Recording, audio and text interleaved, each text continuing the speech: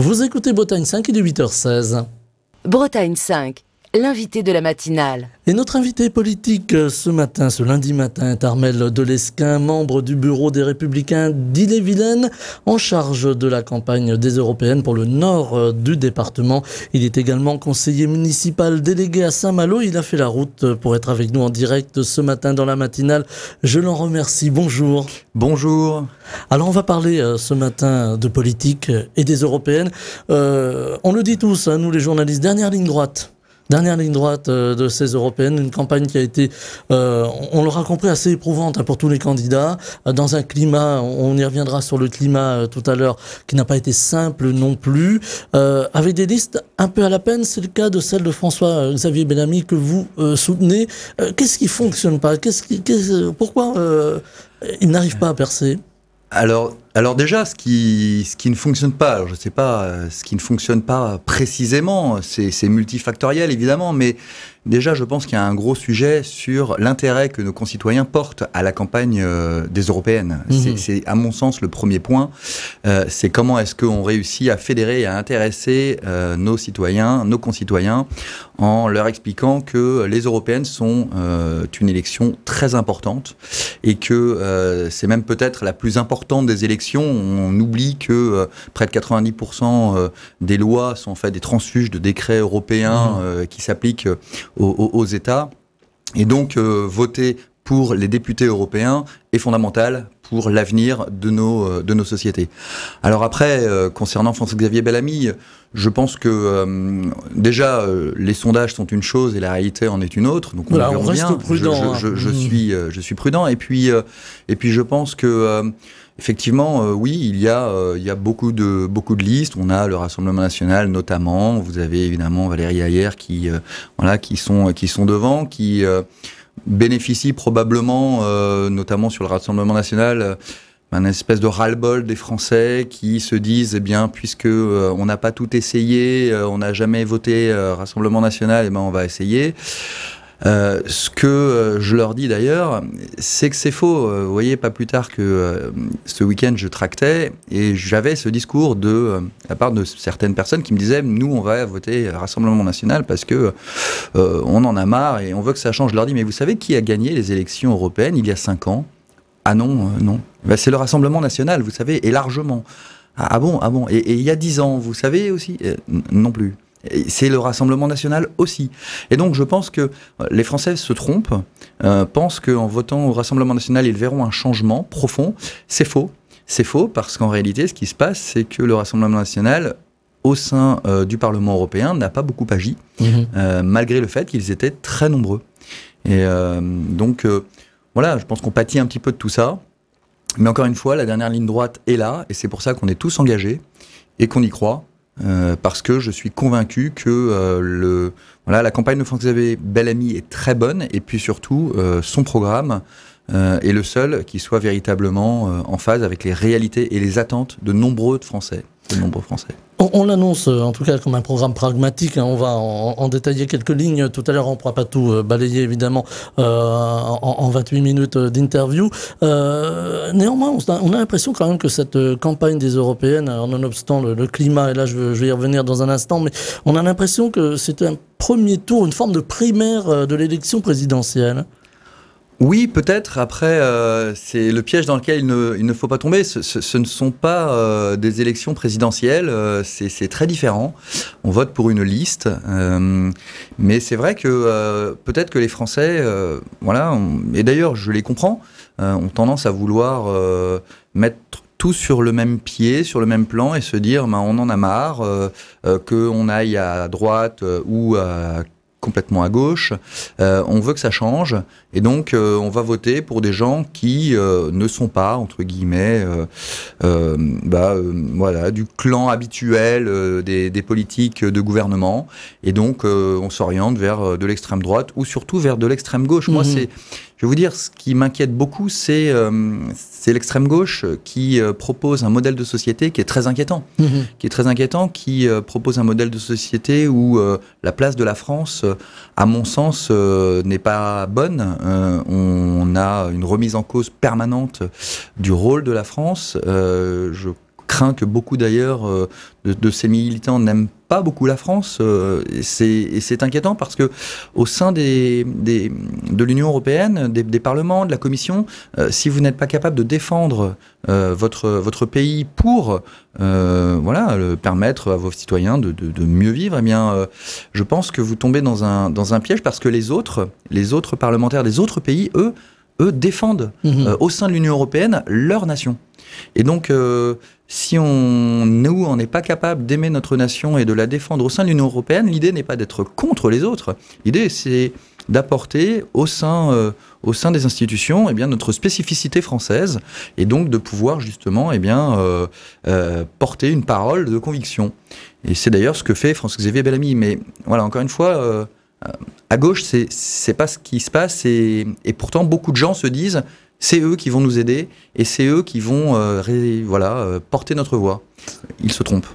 On a le sentiment depuis le 7 octobre, depuis cette attaque de Hamas, cette attaque terroriste contre les Israéliens, que quelque chose a basculé. Alors, dans nos sociétés plus largement, ici en France, on a vu LFI, la France Insoumise, s'emparer de la cause palestinienne avec des manifestations quasiment quotidiennes à Paris et dans d'autres villes de France aujourd'hui. On a l'impression qu'on entend plus parler de la Palestine finalement que de la chose européenne.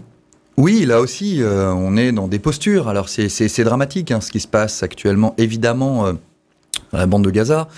Alors, je suis allé, moi, deux fois en Israël, et c'est vrai que on ressent évidemment ces tensions depuis longtemps. Et quand vous discutez avec des Palestiniens, des Israéliens ou des personnes qui y vivent et qui sont des étrangers, c'est évidemment, personne n'est surpris.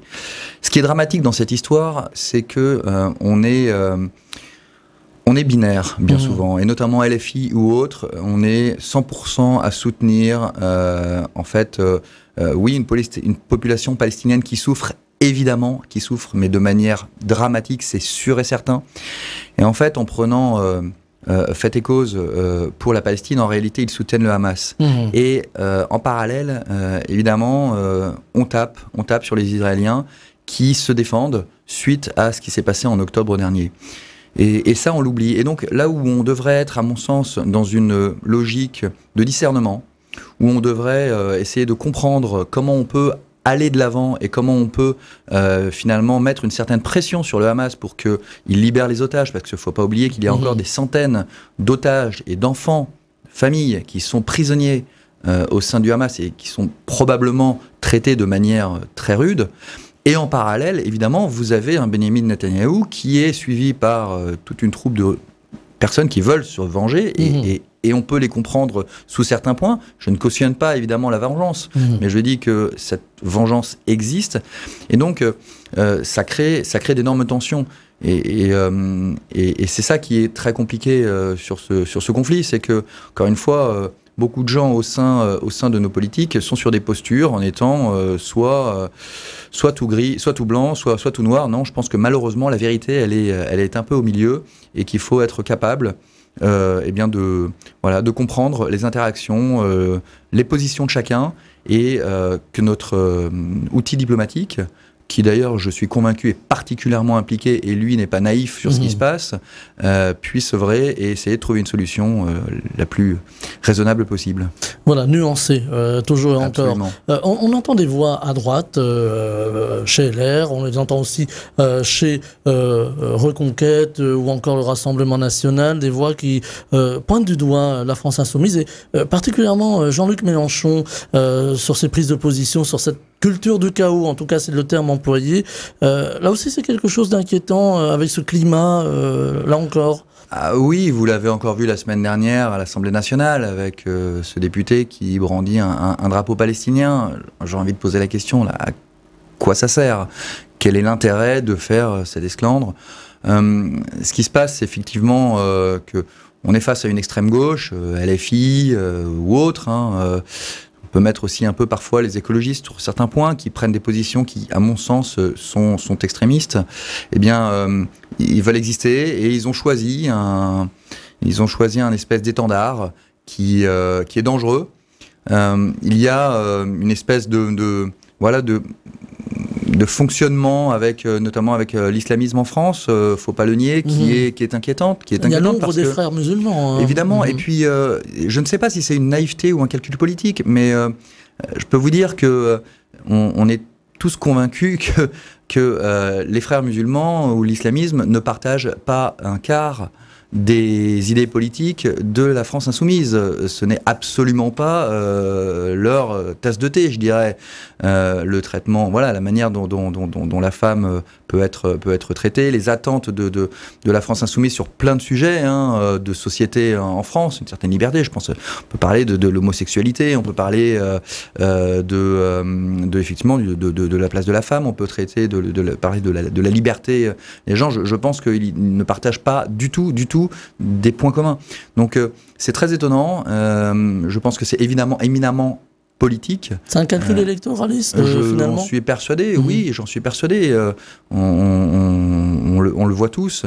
Et malheureusement, c'est un jeu dangereux, là aussi. C'est un jeu dangereux parce que ça n'apportera rien. Ça va probablement perturber nombre de nos concitoyens qui sont, pour la plupart, je pense, dans une certaine peut-être naïveté ou une tolérance naïve par rapport à ces mouvements. Et donc, je suis assez inquiet parce que, encore une fois, ils représentent une part qui est relativement significative de nos citoyens, de nos concitoyens. De l'autre côté de l'échiquier politique, on a l'extrême droite, alors le RN, Reconquête, le RN qui a le vent en poupe, le Rassemblement national avec des promesses, alors là encore, des intentions de vote assez élevées, en tout cas c'est ce que disent les sondages, là encore on va les prendre avec prudence, comme chaque sondage, on rappelle c'est une photographie à un moment précis de la vie politique et des intentions des électeurs, mais voilà, le fait est que de nombreux sondages se recoupent et on donne 32% d'intention de vote aujourd'hui pour le Rassemblement national. On a vu hier le meeting de Jordan Bardella qui a drainé de nombreux jeunes. Comment la droite traditionnelle républicaine se situe et comment elle vit cela ? Oui, alors évidemment, personne ne peut ignorer les scores, en tout cas attendus, du Rassemblement national. Si vous voulez, la droite républicaine Comment est-ce qu'on réagit ? On réagit de la manière la plus optimiste possible. On se bat, on essaye de convaincre nos concitoyens que nous proposons une vraie alternative, contrairement à ce qu'on croit. Ça fait depuis des années que la droite républicaine n'est pas au pouvoir, en réalité. Donc elle a changé, on a de nouveaux éléments. Je pense évidemment à François-Xavier Bellamy, qui est quelqu'un d'extraordinaire, mais aussi on a, je pense à David Lisnard, qui est un homme politique que je suis particulièrement, qui est incroyable. En Bretagne, de nouvelles voix. En Bretagne, on a Isabelle Le Callennec aussi, que certains connaissent, qui est la maire de Vitré, qui est une personne extraordinaire, qui est impliquée, qui est tout à fait modérée sur plein de positions, mais qui a beaucoup de convictions aussi. Donc voilà, on a un parti qui est renouvelé, je pense, pour une partie des cadres, mais qui a du mal effectivement peut-être à se faire entendre, en tout cas à être identifié comme tel par nombre de nos concitoyens. Donc après, oui, voir le Rassemblement national à plus de 30%, là aussi, c'est inquiétant et en même temps, quelque part, j'ai envie de dire que c'est rassurant. Pourquoi ? Parce que, alors, l'idée n'est pas de choquer nos auditeurs, mais je suis convaincu que vous avez une grande partie des gens qui vont voter à Rassemblement national qui, en réalité, sont des gens de droite et qui ont les mêmes convictions que nous, mais qui n'ont plus confiance en nous, qui n'ont plus confiance dans les Républicains parce qu'on a probablement déçu. Il faut qu'on fasse notre examen de conscience. On n'a probablement pas su convaincre. Donc on a un gros travail dessus, mais ça veut dire que c'est des gens qui n'attendent qu'une seule chose, c'est qu'on soit bon, c'est qu'on prenne les sujets et qu'on se mette au boulot. Ce matin, j'avais un auditeur qui m'a envoyé un petit mot en disant vous avez un invité de chez LR, posez-lui la question pourquoi LR a copié la gauche. Ouais, peut-être que on a peut-être un petit peu oublié. Alors le LR n'a pas copié la gauche, mais en tout cas, le LR a peut-être eu du mal avec ses propres convictions. Peut-être qu'on a eu du mal à assumer nos convictions. On est tombé, évidemment, mais ça c'est les années précédentes, hein, ça fait une quinzaine, une vingtaine d'années que la droite républicaine tombe dans le piège de la gauche en permanence. D'accord ? On n'a pas le droit de parler d'immigration parce que vous êtes traité de facho, de raciste en permanence, ce qui est totalement faux. L'idée, évidemment, c'est justement d'avoir une immigration raisonnée et de pouvoir accueillir les immigrés en France dans de bonnes conditions. C'est de les traiter humainement, de bien les traiter.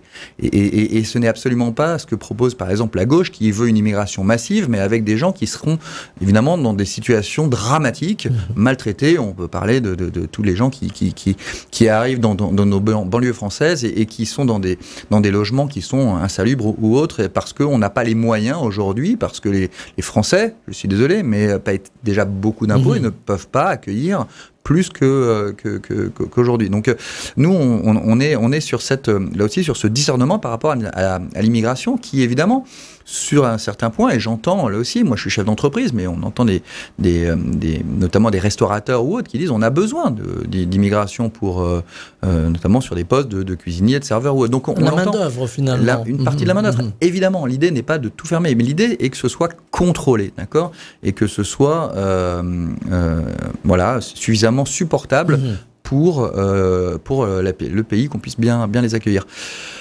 Voilà, il y a des problèmes de sécurité également. Hein. Souvent, on lit ces problèmes de sécurité à l'immigration. En tout cas, un récent sondage a amené les Français à le penser, ou en tout cas à ressentir ce problème d'insécurité avec l'immigration. Alors là, il faudra un peu plus de temps pour peut-être creuser la question en profondeur, mais il y a un problème d'insécurité aujourd'hui en France. Alors il ne s'agit pas de pointer tel ou tel autre, mais ce sentiment aussi aujourd'hui, on a l'impression, amène la population à se durcir, à dire voilà, on veut changer de société.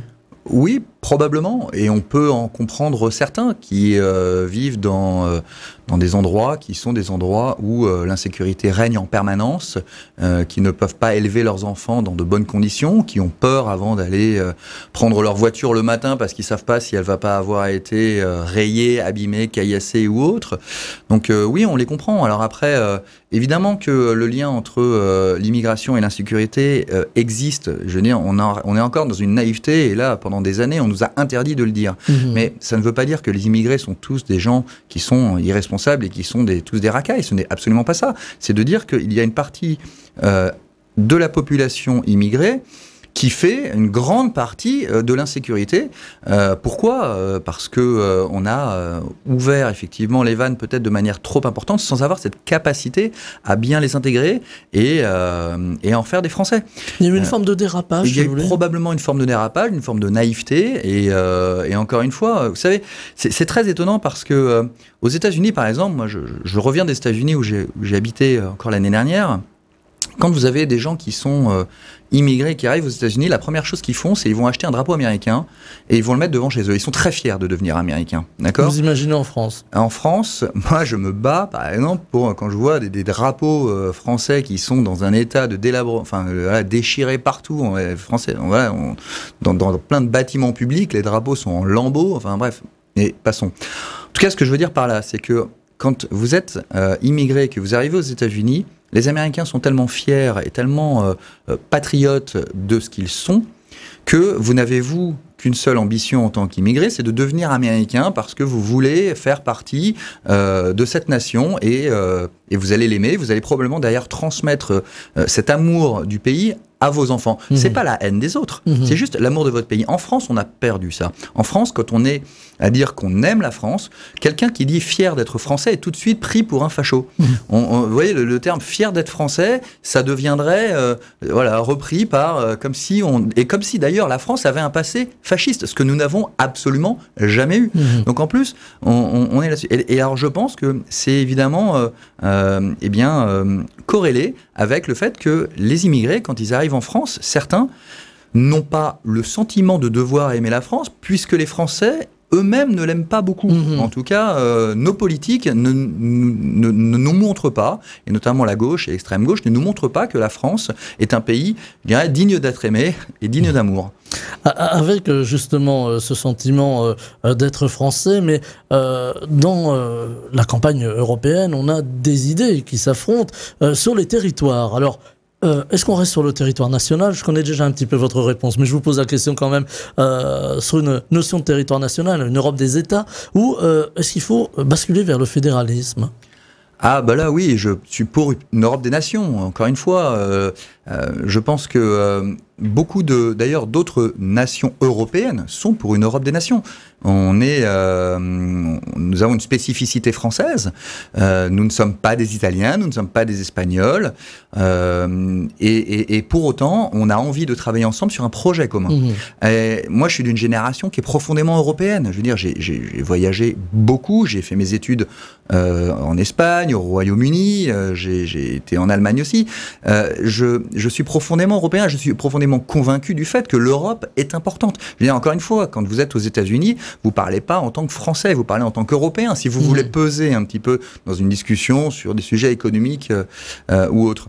Donc, évidemment, pour autant, il ne faut pas aller trop loin. Je pense que sur l'Europe, là aussi, vous avez toute une partie de la frange politique qui est prête à sacrifier les spécificités françaises pour une Union européenne qui, je dirais,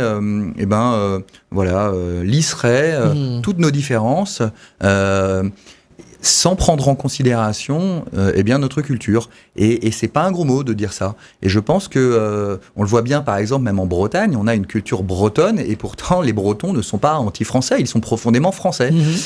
Et bien, je pense que au sein de l'Union européenne, ça doit être la même chose, et ce n'est absolument pas source de tension vis-à-vis des autres et avec les autres. C'est au contraire un enrichissement. Et c'est ce que dit d'ailleurs très bien François-Xavier Bellamy, qui dit qu'il est d'abord un député français au sein du Parlement européen. Eh bien, je pense qu'il a profondément raison, et c'est ce que je défends. Alors vous parliez à l'instant, Armelle de Lesquen, de ce lissage de l'Europe. On a de grandes questions aujourd'hui aussi en termes de défense. On a entendu le président de la République s'exprimer plusieurs fois. Il y a d'ailleurs une forme de crainte, de peur. On parle, avec la guerre en Ukraine évidemment, c'est de cela dont il s'agit. On parle d'une forme de mutualisation de la défense européenne, et on pense évidemment à ce qu'on a appelé en son temps la force de frappe du temps du général de Gaulle. Est-ce qu'on basculerait là dans une Europe très différente? Est-ce que c'est prudent d'un autre côté? Alors, déjà ça existe. Il y a déjà une mutualisation des forces sur certains points, notamment la brigade franco-allemande, par exemple, pour ne citer qu'elle, mais même nos officiers français font des formations, notamment dans le cadre de l'école de guerre, au sein des écoles de guerre des différents pays européens, de manière très régulière. On a des échanges permanent. Donc je peux vous garantir qu'aujourd'hui la France n'est absolument pas isolée, et que ce soit même au niveau de l'OTAN d'ailleurs, nos armées sont parfaitement intégrées et savent travailler ensemble. Alors après, faut-il un commandement commun? Je ne sais pas, je ne pense pas d'ailleurs. Je pense que on n'a pas besoin de ça aujourd'hui. Je ne pense pas que les armées demandent à ce qu'il y ait une armée commune européenne sur lesquelles on abandonnerait toute souveraineté nationale, en l'occurrence française. C'est absolument pas ça, et ça ne nous rendrait pas plus forts. Qu'après, sur la politique d'armement, sur notamment nos achats d'armement, je pense évidemment à ce qui se passe avec l'Allemagne, où on a l'Allemagne qui achète américain.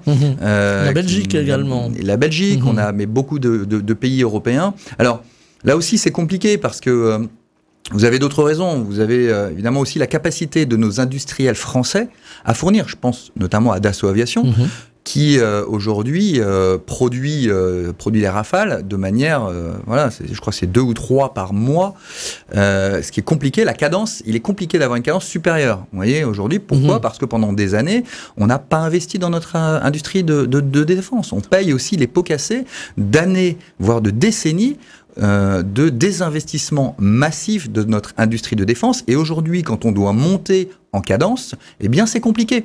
Et donc quand vous avez ensuite des pays européens qui disent qu'ils veulent acheter des matériels, ils regardent aussi le matériel français et ils attendent les dates de livraison et ils se rendent compte que les délais en fait sont parfois trop longs. C'est ce qui s'est notamment passé avec l'Allemagne, encore une fois. Donc il n'y a pas que ça, il y a aussi évidemment une certaine, je dirais, solidarité à avoir entre nous, enfin plus qu'une solidarité, voilà, un travail en commun. Le char du futur, c'est ce qui se passe avec Rheinmetall et avec Nexter.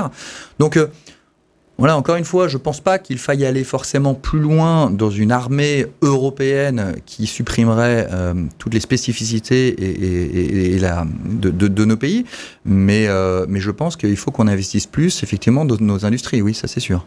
Voilà, la collaboration entre les différents pays voulue par Charles de Gaulle en son temps. Absolument. Là encore, avec cette guerre en Ukraine, cette guerre menée par la Russie, j'allais dire cette guerre qui n'en finit pas, la Russie monte toujours un peu dans l'escalade, et ces craintes, on parle même de Troisième Guerre mondiale, on le lit dans certains éditoriaux de différents journaux, sans aller jusque-là. Est-ce qu'il y a quand même un retour de la guerre en Europe, en tout cas aux portes de l'Europe, et est-ce que la paix nous a peut-être un peu endormis?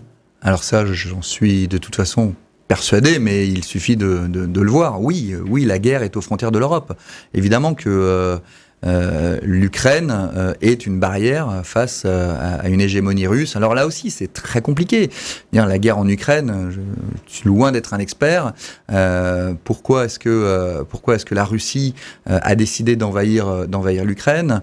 Est-ce que ce ne sont que pour des raisons politique ou de permettre aux citoyens ukrainiens russophiles et russophones de rejoindre la Grande Russie, ou alors est-ce que c'est pour des raisons économiques, parce que l'Ukraine est le grenier à grains de l'Europe? Là aussi, ne tombons pas dans une certaine naïveté. Et donc, ça veut dire quoi? Ça veut dire que il y a, comme il y a toujours eu, des pays qui attaquent d'autres pays pour pouvoir s'accaparer les richesses des autres. Et c'est d'ailleurs ce que je pense. On pensait que c'était terminé en Europe. Oui, on pensait que c'était terminé. Et en fait, non. Regardez ce qui se passe aussi avec l'Arménie et l'Azerbaïdjan. On a là aussi l'exemple parfait d'un État qui se fait attaquer, envahir par un autre. Et cela presque dans l'indifférence générale, en tout cas dans notre incapacité à agir. Alors oui, je pense qu'il ne faut pas être naïf. Et la seule manière dont on nous permettra d'éviter et de lutter contre ça, c'est d'avoir une Europe forte. Donc encore une fois, je reviens à votre question tout à l'heure, faut-il avoir une Europe, une armée européenne? Je ne pense pas. Par contre, faut-il avoir des armées européennes fortes? Oui, c'est le prix de notre sécurité. Encore une fois, les Américains, eux, n'ont jamais été dans cette naïveté. Alors, je ne prends pas les Américains pour exemple sur tous les sujets, mais force est de reconnaître qu'eux ont toujours eu un investissement très important dans leur armée parce qu'ils sont convaincus que c'est le prix de la paix. Et donc, peut-être que la France a péché par naïveté. Vous savez, on a aussi souvent dit l'Union européenne évite la guerre et c'est parce qu'on crée l'Union européenne qu'il n'y a pas de guerre. Moi, je crois profondément que s'il n'y a pas de guerre en Union européenne, c'est parce que les Européens n'ont pas envie de la guerre et on ne souhaite pas la guerre. Et ça, c'est un point majeur. Le truc, c'est est-ce que les autres autour de nous ne veulent pas la guerre? Et ça, je ne sais pas. La question est posée.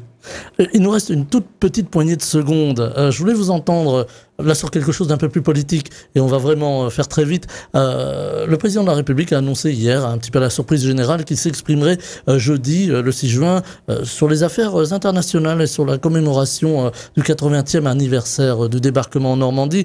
Mais on imagine que les questions seront un peu plus politiques. Au journal donc de France 2 et de TF1, il va falloir décompter le temps de parole du président. Ah, va-t-il falloir... C'est une bonne question, je ne sais pas. Alors là, c'est au CSA de se positionner par rapport à ça. Ce qui est sûr, c'est qu'il serait bien que le président de la République s'exprime sur l'état de la France, en tout cas l'état dans lequel il nous laisse la France aujourd'hui. Je note la dégradation de la France par l'agence Standard & Poor's. Bruno Le Maire nous a expliqué tout le week-end dernier que ce n'était pas grave et que ça n'aurait pas d'impact. Je pense que c'est dramatique. Donc je pense qu'il y a plein de sujets sur lesquels il faut qu'on continue de challenger le président de la République et notamment sur celui de la dette qu'il va nous laisser. On va être obligé de s'arrêter là. Le temps imparti est écoulé, comme on dit. Armelle de Lesquen, membre du bureau des Républicains d'Ille-et-Vilaine, en charge de la campagne européenne pour le nord du département. Campagne de François-Xavier Bellamy, bien entendu, également conseiller municipal délégué à Saint-Malo. Vous étiez avec nous en direct ce matin. Je vous en remercie. Je vous Merci beaucoup. Très belle journée. Bretagne 5, Stéphane Hamon, le 7-9.